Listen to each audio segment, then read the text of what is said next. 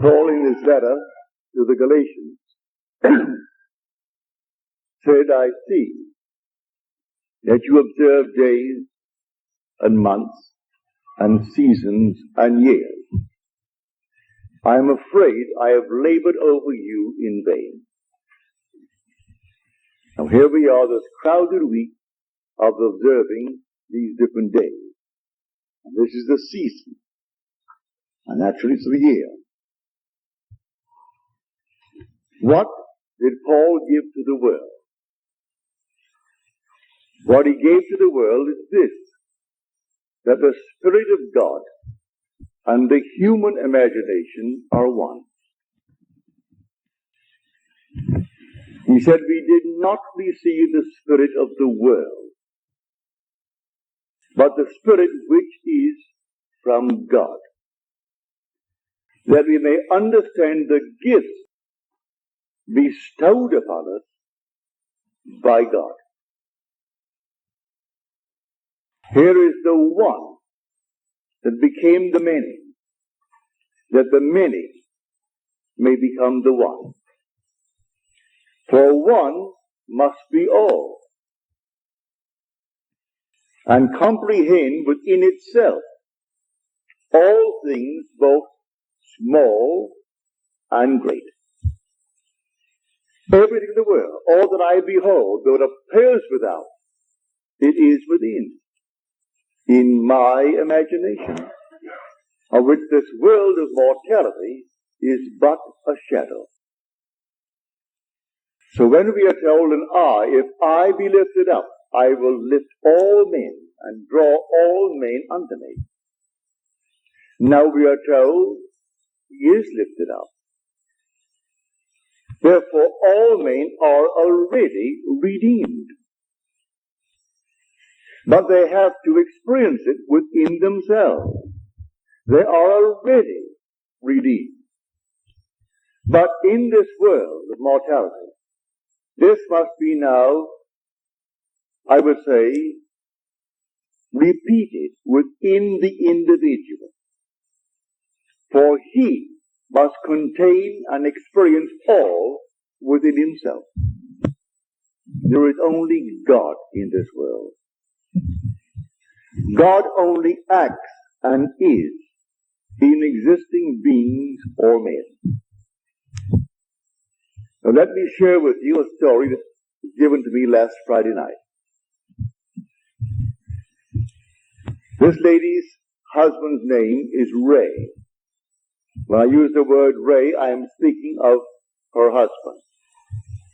She said, last year, Ray said to me, it's going to cost $1,000 to put on a roof, a new roof. We need the roof. Well, it cost $1,000. She didn't say they could not afford it. She just said, I saw the new roof. Right then and there, I saw the new roof. Then she said, I was working at my sewing machine. It's an old one, but it was adequate. It did the job. But I would like a new one, she said. And so I imagined a new one. Here's the old one, but I imagined the new one. Then I was putting away my tape recorder, and I felt how heavy this thing is. I would like a new, lightweight one. I put the old one away, the heavy one, but I thought I would like a new one that is light of weight. So I put away the new one that was light of weight. Then she said, Ray said to me, my new shoes hurt. He just bought them and they were hurting. Well, I wanted him to have shoes that did not hurt. That in my imagination. All this was last year. Then came the turn of the calendar year, and we had a robbery. No, they didn't steal the roof, but they took the other movable objects. And this past week I got a settlement from the insurance company, pardon me, for $2,050 odd. I now have my nice new sewing machine. I have my nice lightweight tape recording. Ray's shoes do not hurt. And there is money for the roof. And much, much, much left over.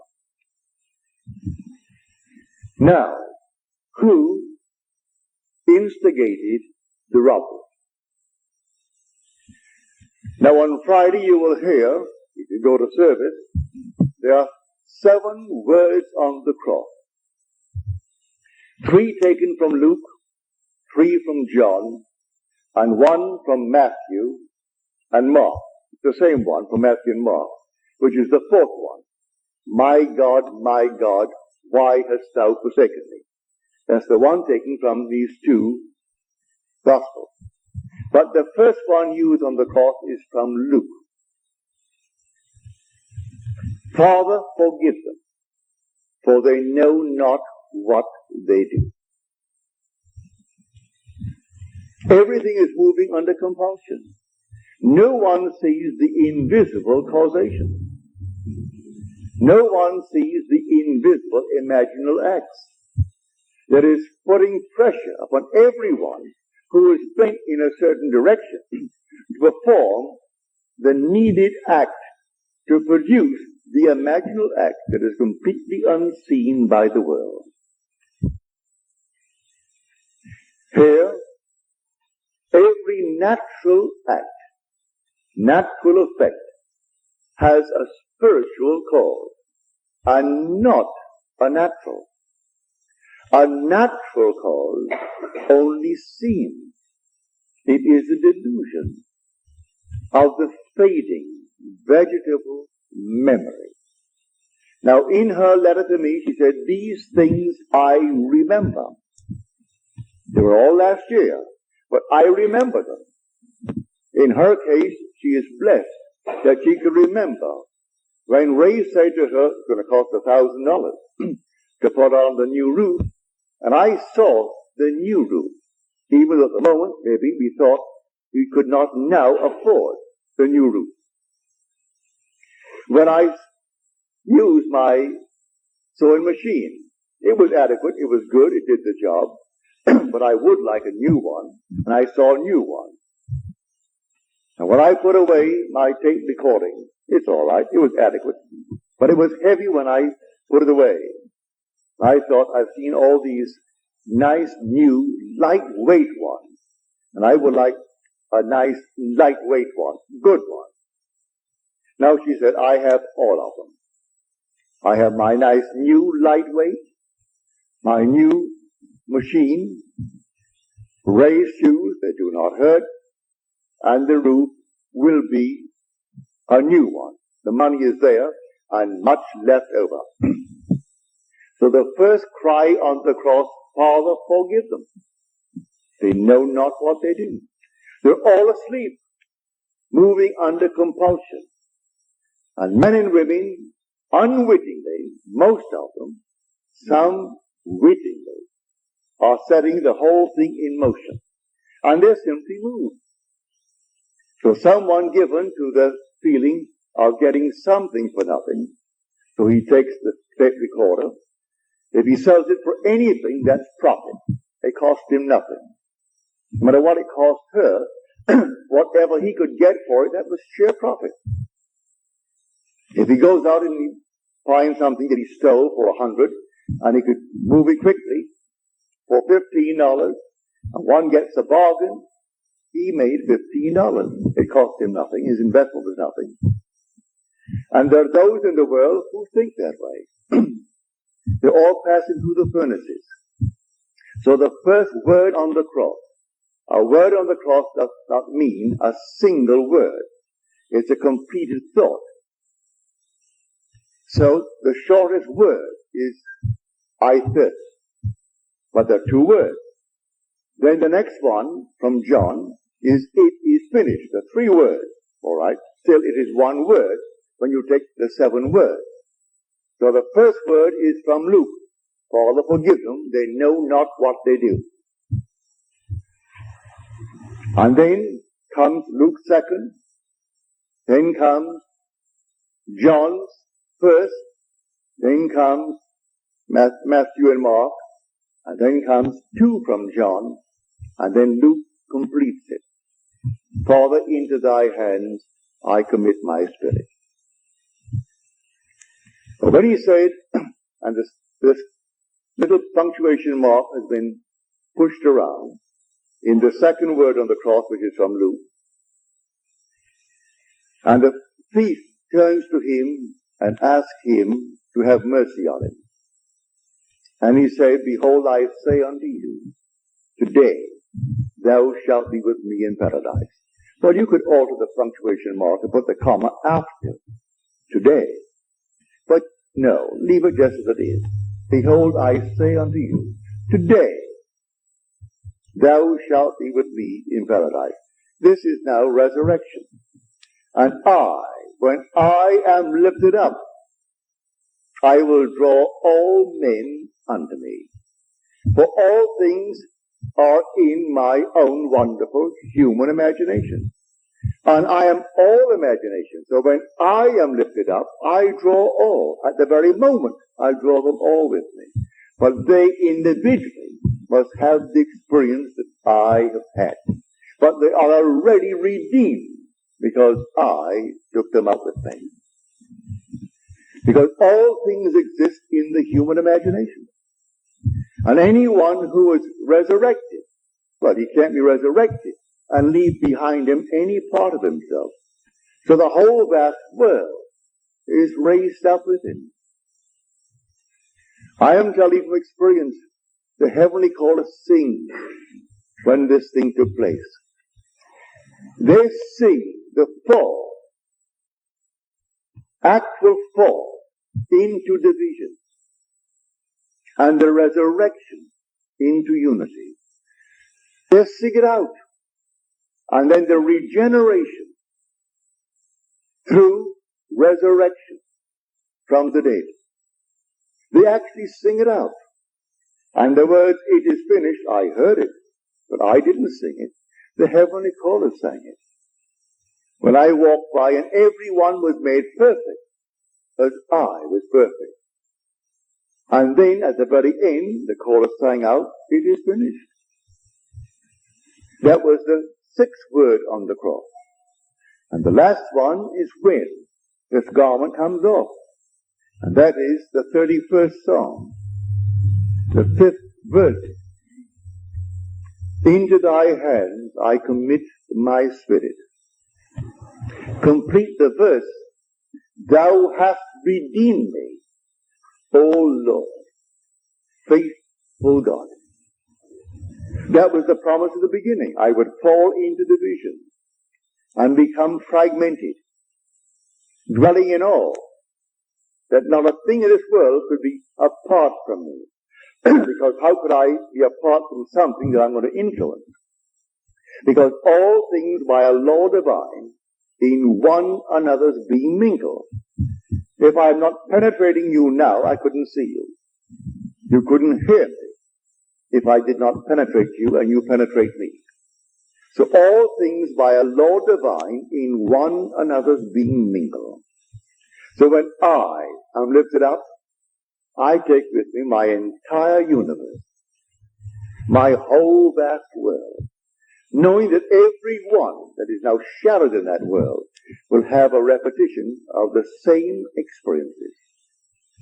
For one fell into division and then resurrected into unity, bringing all back together into the one. So in her case, I can't tell you how thankful I am that she shared it with me. That she could now actually feel that the robbery, which seemed at the moment of a shock, she lost the tape recorder, she lost this, all the movable objects.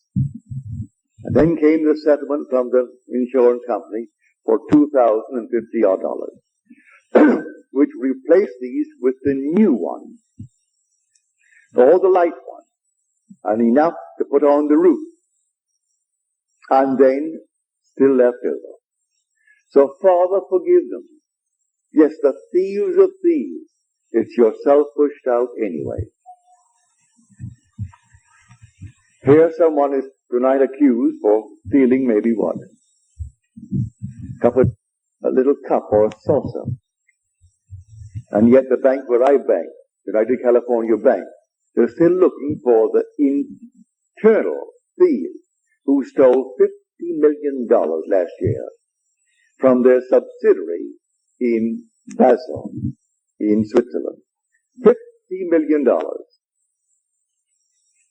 And they know it all is on the inside. It can only be on the inside by trusted employees.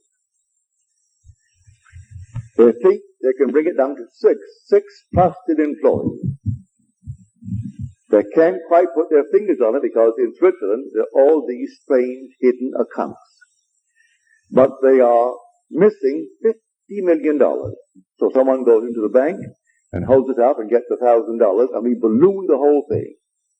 The other thing is hush-hush.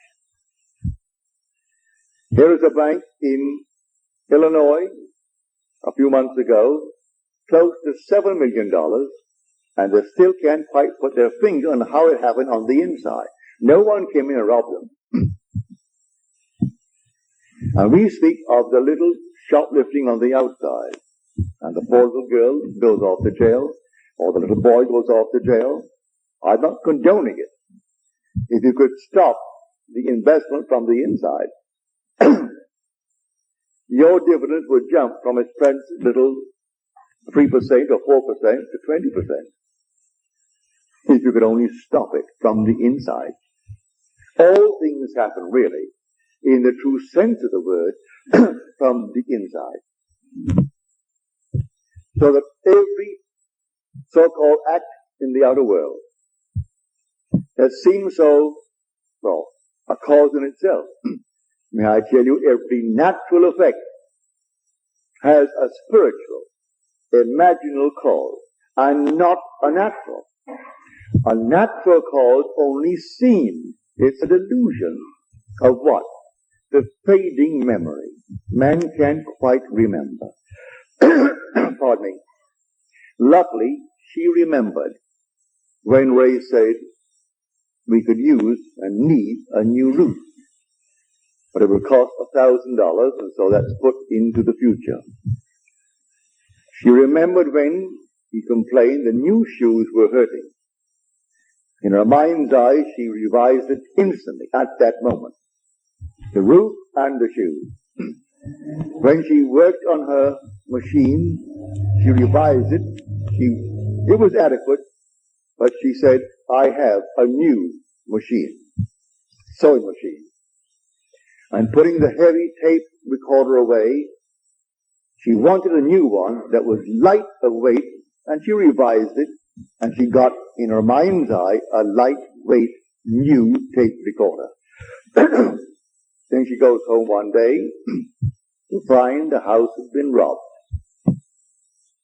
She had carried insurance, so she bought in the insurance, and here they paid her the $2,000, which replaced all these things in a new way. So I tell you, this story is the greatest story ever told. There's no story like it. But Christianity needs forever and forever to be saved from secular history. It is not secular history. It's the history of your own wonderful human imagination. God and your own imagination are one. They're one. You are an immortal being. You cannot die. Because you are all imagination. And when you actually know it from experience, then you can wipe your tears. Nothing can pass away. You may not see them with a mortal eye, touch them with a mortal hand, but they are in a world just as real as this. Just as real. Continuing the journey until they reach that moment in time when they are resurrected. And then their scattered body begins to be collected, and they're gathered together into one. So one must be all, and comprehend within himself all things, both great and small. And you are that one that actually fell. And then, in falling, you became fragmented. You became divided into the unnumbered parts, and each seems to be independent of you as you look out on it. You're only looking out on yourself pushed out. And your whole vast world must make real your unknowing imaginal X, or your knowing imaginal X. I ask you to trust this teaching. Believe in your imaginal X. You may not see it tonight or tomorrow, but believe in it. Actually assume the most glorious thing in the world for yourself or any aspect of yourself. Trust it. And that imaginal X, if it takes 1,000 or 10,000 or 100,000 of your projected cells, will use them to make that thing become real in your world. As she said in her letter to me, you may call it imagination, or some may call it thought. But this I do know, having remembered what I did last year, I can say it does produce reality. As I've told you time and time again, imagining creates reality. That all the objective facts of the world are produced through imagination. There isn't a thing that you can name in this world that wasn't first imagined. But you can veto it the minute you imagine it. You can say, as she could have said, we can't afford it, and stop it. She didn't say we can't afford $1,000 for the roof. She saw the roof, and it was new. But she didn't see the robbery. That's the meaning. Now, let me turn you now to the 55th chapter of Isaiah. My ways are higher than your ways, and my thoughts than yours. This is the chapter where you're told, my word shall not return unto me void, but it must accomplish that which I purpose and prosper in the thing for which I sent it. So my ways are higher than your ways. Don't concern yourself with how it's going to be done. For the same voice who spoke these words said this in the 32nd chapter of Deuteronomy, the 39th verse. I, even I, am he. I kill. I make alive. I wound. I heal. I do all these things, and none can deliver out of my hand. He's playing all the parts. And if one is basically inclined to steal, he will use it to produce the necessary means to get the money to put on the roof. So she comes home, and there was a robbery. All the things have been replaced with new ones and better ones, as she desired them. At the moment it seemed to be a shock, but she set the whole thing up in motion, for she's the one who spoke those words. I kill and I make alive. I wound and I heal. And none can deliver out of my hands. For the Spirit of God and the human imagination are one. And there is nothing but God. All things were made by him, and without him was not anything made that was made. And so if all things are made by him, is there a thief in the world? He's playing that part. Is there a so-called hero in the world? He's playing that part. A coward? He's playing that part. He's playing every part in the world, and it all adds up to produce the unseen imaginal acts of men.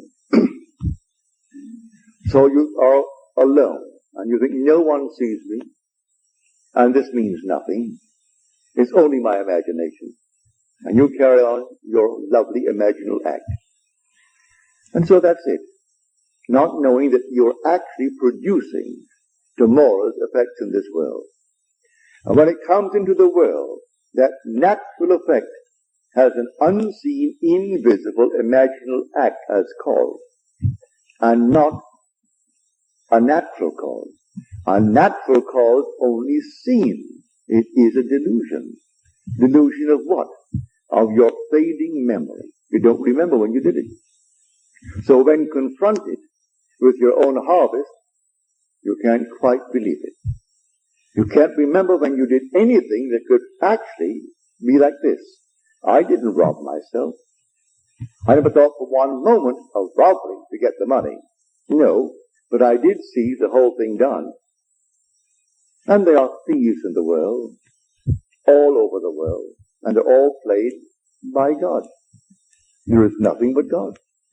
God only acts and is in existing beings or men. Now let me find that actor, because God only acts, and He is in all existing beings or men. Well, I'm a man. I've got to find that actor. For the thing that I see reflected in the mirror when I shave in the morning is a mask. That's persona. Now, who is wearing that mask? I answer, if you say, Neville, I turn around and I say, yes, here I am. But who is the being that is there? I am. That's my real name. But the mask is called Neville. But I will say, I am Neville. So the wearer of the mask called Neville responds. That being in that mask, behind that mask that no one sees, is God. And now the whole vast Christians will celebrate this victory of God, that He actually died, literally died. But God's first attribute is mercy. And God turned death into sleep. And then rose the sexes to work and to weep. And so all the sexes rose as masks. When God died, He buried Himself in humanity and died.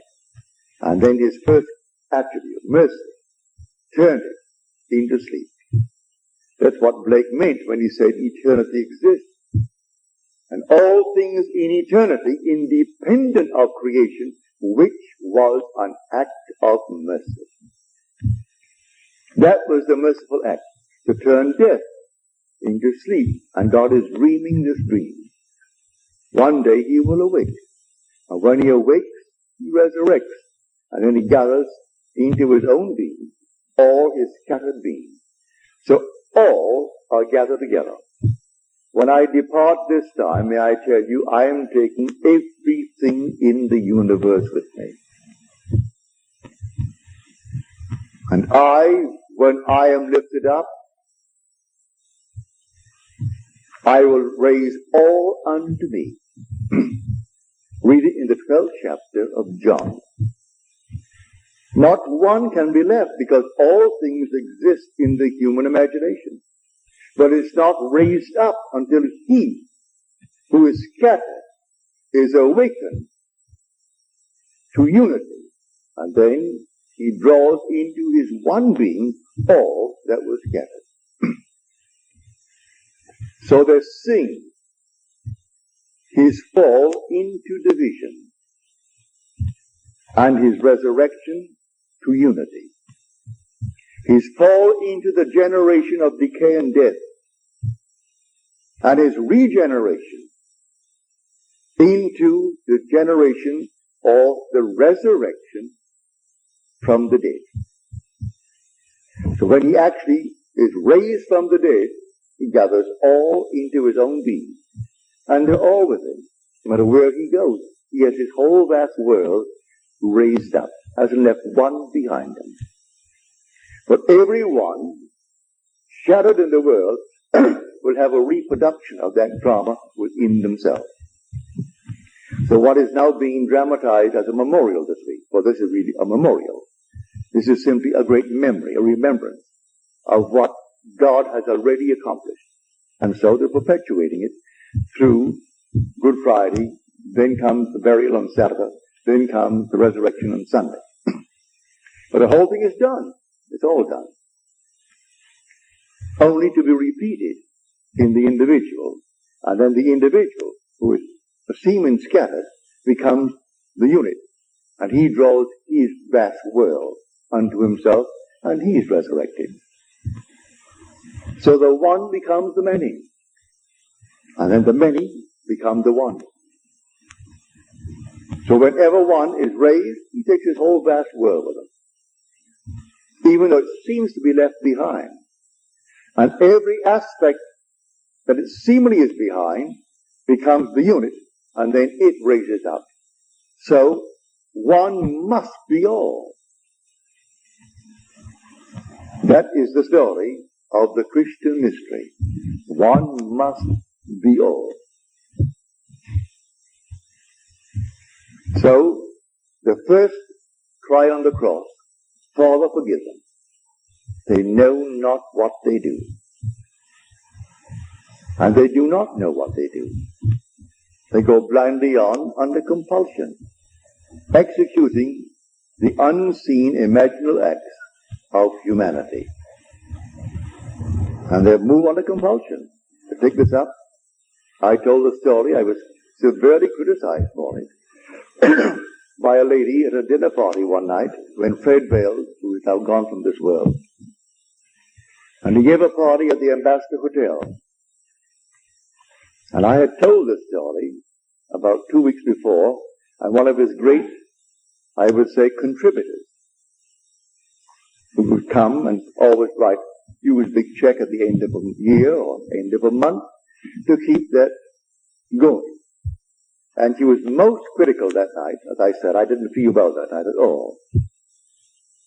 And she said, I can't quite understand how you could take the platform, an audience of 2,600, 1,000 who could not get in, they're all overflowing, at the Fox Wilshire, and tell what you told concerning your wife. That was my first wife. I told a simple story to explain that everything in this world must be forgiven. I don't care what it is.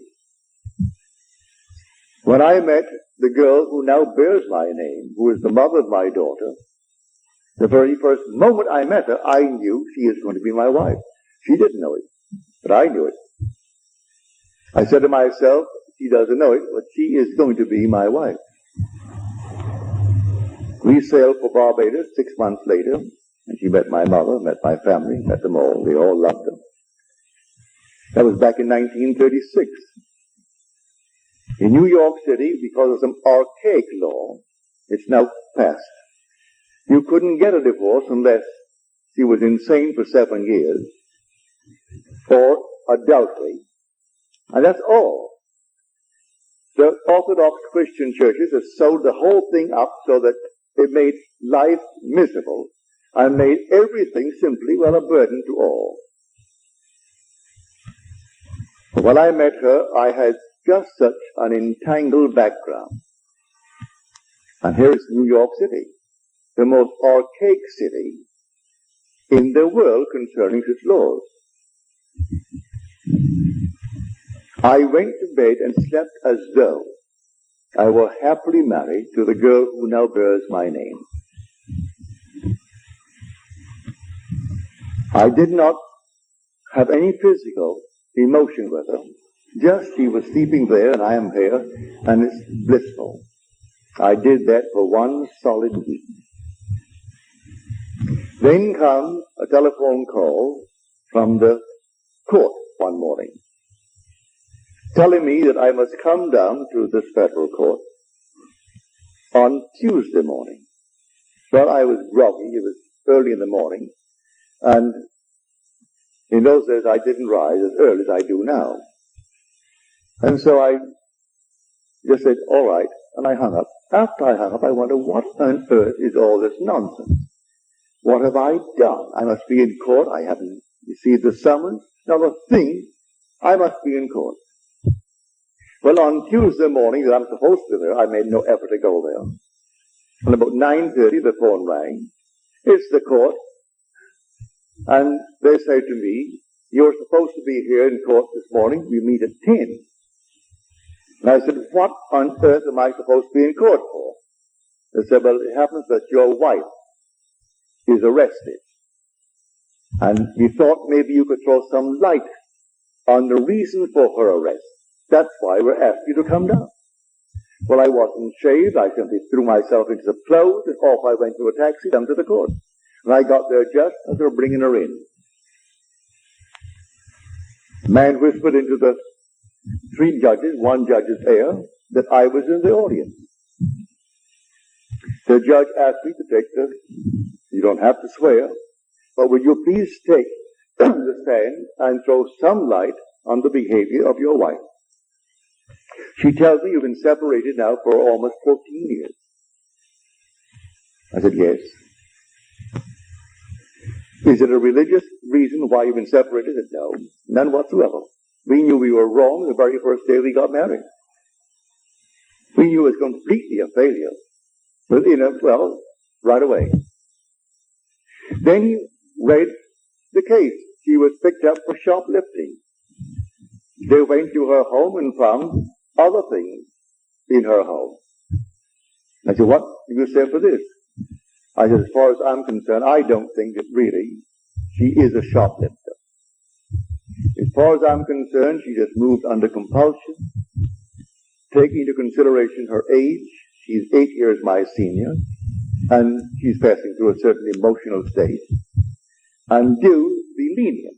We have a son, and he lives with me.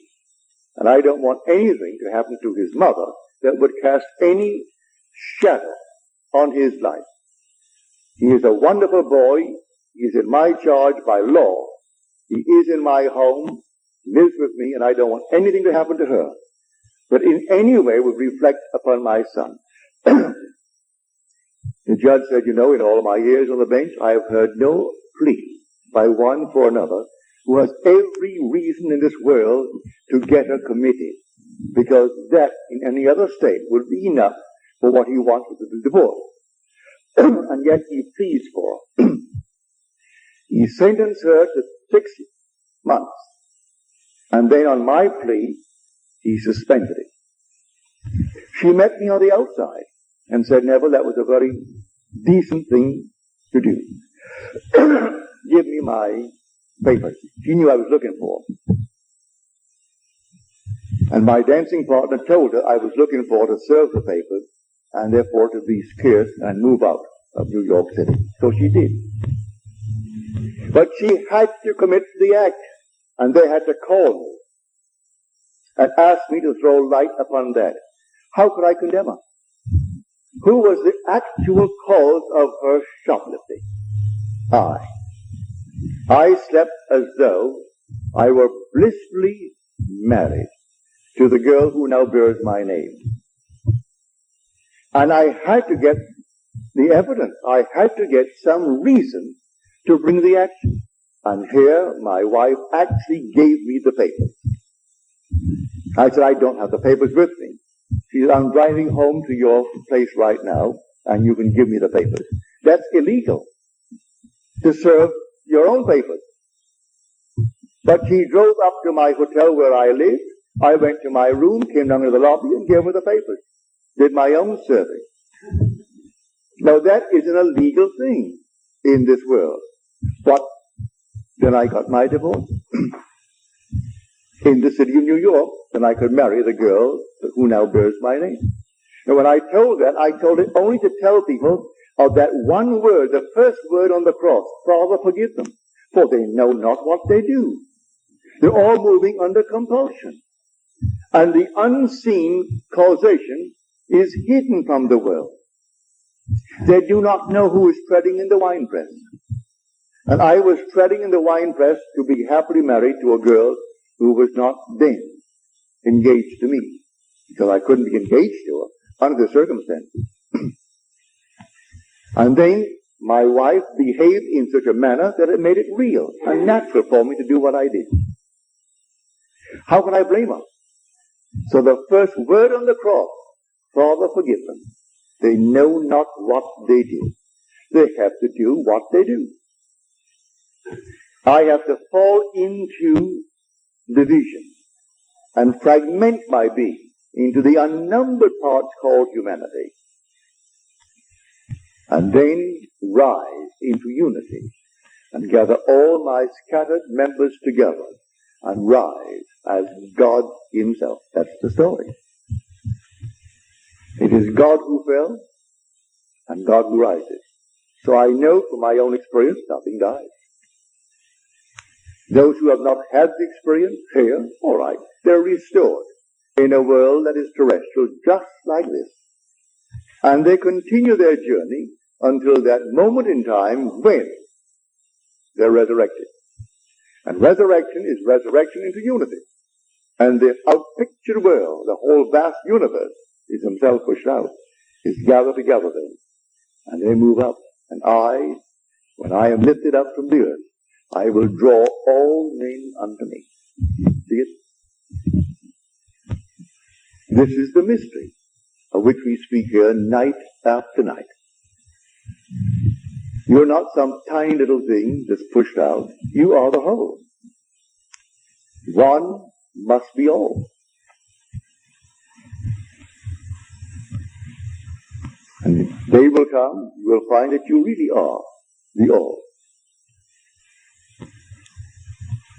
So not one person in the universe could be outside of you when you are resurrected. Because as you are raised up, you raise all this.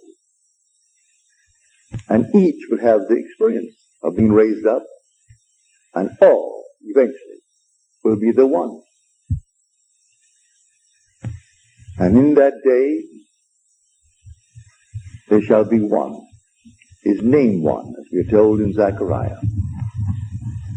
But Blake tells it so beautifully in his dream of 9 nights, called Valor, or the 4 zones. And then he tells the story of the falling into division.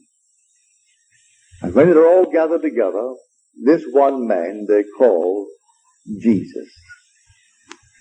And they in him, and he in them, live in perfect harmony in Eden, the land of life.